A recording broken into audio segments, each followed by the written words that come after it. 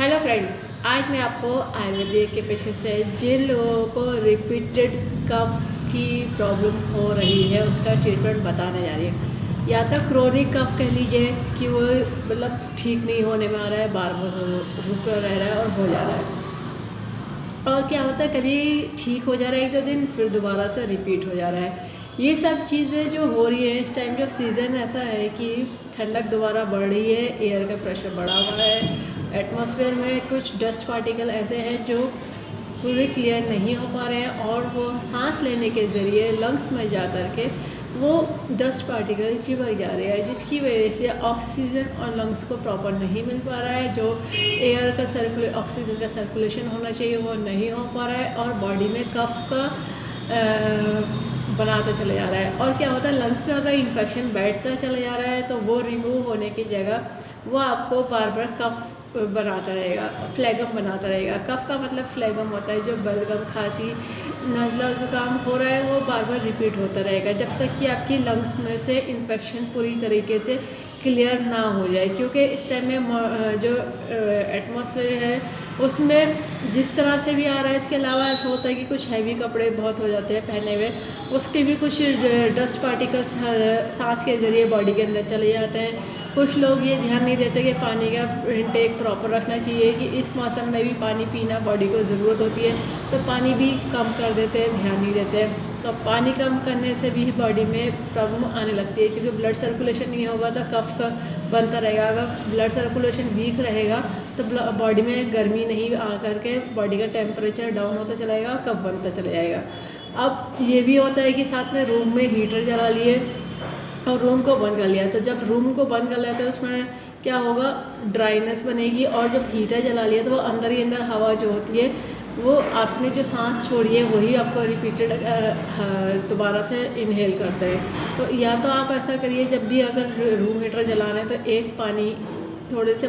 एक बर्तन में पानी रखिए रूम के अंदर, या फिर इतना है कि उसके जो एग्जॉस्ट यानी उनके जो एयर का है बाहर को भी निकलना ज़रूरी होता है अंदर की कमरे की, ठीक है।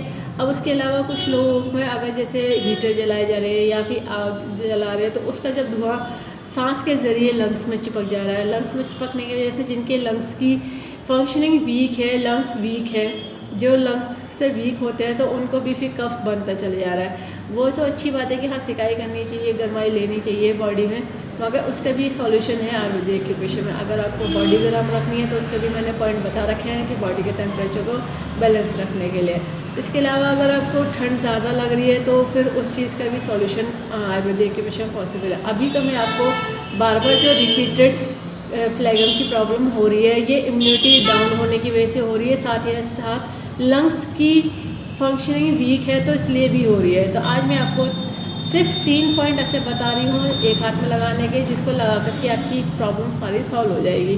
दोनों हाथों में लगाएंगे तो 6 हो जाएंगे। लगाने के लिए ज़रूरत होगी डॉक्टर टेप की, पेपर टेप की, किसी मेडिकल या सर्जिकल की शॉप से ले लीजिएगा। हाफ इंची का टेप है, स्किन फ्रेंडली टेप है, कोई और सा टेप नहीं यूज़ करिएगा, इस बात का ध्यान रखिएगा। जिन्होंने कोर्स करा उन्हें पता है कि आयुर्वेदिक के पीछे भी यूज़ होती है बियोलमेट, जो एक तरफ से येलो होती है और एक तरफ से वाइट होती है। टोन सीडेड का काम करती है, प्लस माइनस एनर्जी होती है, नॉर्थ पोल साउथ पोल। ये बियोल मैग्नेट ह्यूमन बॉडी के पीछे पॉइंट पे स्टिमुलेट करने के लिए, बैलेंस करने के लिए बनाई गई है। इसमें पावर उतनी दी गई है जो ह्यूमन बॉडी के पीछे पॉइंट को स्टिमुलेट कर सके, बैलेंस कर सके। ये बियोल मैग्नेट ऑनलाइन अवेलेबल है, आप कहीं से ही परचेज कर सकते हैं, ठीक है। अब जिनके पास बियोल मैग्नेट नहीं है तो उनके लिए सॉल्यूशन ये है कि हर घर में मिल जाता है मेथी दाना। मेथी दाना फेनुग्रीक सीड कहलाता है, ये वही दाना है जो खाए जाते हैं, कुछ लोग इसे मेथड़ा भी बोलते हैं। तो इन मेथी दानों को तड़के में इस्तेमाल कर लेते हैं, ये वही वाले दाने। इनको आप ये ऐसा करिए कि इनको ले लीजिए पॉइंट पे अप्लाई करने के लिए, ये काम करते हैं प्रेशराइज का। और मेथी दाने को अगर आप लगा रहे हैं तो डेली नया मेथी दाना लगाना पड़ता है। अगर दिन में लगा लिया है, भीग गया तो फूल जाता है और बेकार हो जाता है, तो इसलिए नया मेथी दाना यूज़ कर लीजिए, उसको हटा दीजिए पुराने वाले को। क्योंकि मेथी दाना क्या होता है, जब वो पानी सूखने लगता है तो वो अपनी जो प्रेशराइज की कैपेसिटी वो ख़त्म कर देता है, इसलिए मेथी दाने को डेली नया लगाना पड़ता है। और बियोल मैग्नेट आपकी मेटेलिक होती है, लाइफ टाइम रीयूजेबल होती है, उस पर पानी का कोई असर नहीं होता है, ठीक है। अब जो मैं पॉइंट बताने जा रही हूँ वो TCM के बताने जा रही हूँ। जो TCM पढ़ी वो लोग तो समझ जाएंगे, ठीक है। TCM के पॉइंट पे कला नहीं लगाना है, मार्क नहीं करना है, इस बात का ध्यान रखिएगा। जो भी पॉइंट लगेंगे या तो बियोल मैग्नेट लगाइए या फिर मेथी दाना लगाइए, दोनों में से एक ही काम करिएगा।